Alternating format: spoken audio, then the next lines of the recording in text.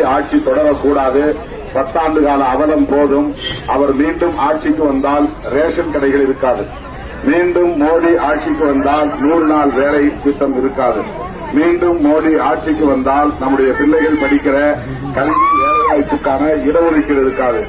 எல்லாவற்றையும் விட மிகவும் ஆபத்து, மீண்டும் மோடி ஆட்சிக்கு வந்தால் புரட்சியாளர் அம்பேத்கர் எழுதிய அரசமைப்பு சட்டம் இருக்காது.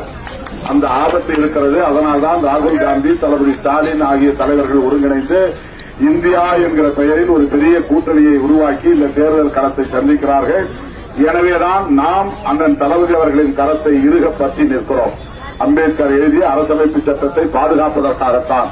மீண்டும் மோடி ஆட்சிக்கு வந்தால் கலைஞர் பெயரில் வழங்கப்படுகிற உரிமை தொகையை கூட நிறுத்த சொல்லி கட்டாயப்படுத்துவார்கள். ஆகவே கலைஞர் உரிமை தொகை மாதம் 1000 ரூபாய் வழங்குகிற நம்முடைய தமிழக முதல்வர் அண்ணன் தளபதி அவர்களின் கரத்தை வலுப்படுத்த, ராகுல் காந்தி அவர்களின் கரத்தை வலுப்படுத்த, விடுதலை சிறுத்தைகள் கட்சிக்கு தேர்தல் ஆணையத்தின் அங்கீகாரம் கிடைக்க உங்கள் பொன்னான வாக்குகளை, முத்தான வாக்குகளை பானை சின்னத்திலே முத்திரையிட்டு பெருவாரியான வாக்குகளை வேண்டும் என கேட்டுக்கொள்கிறேன்.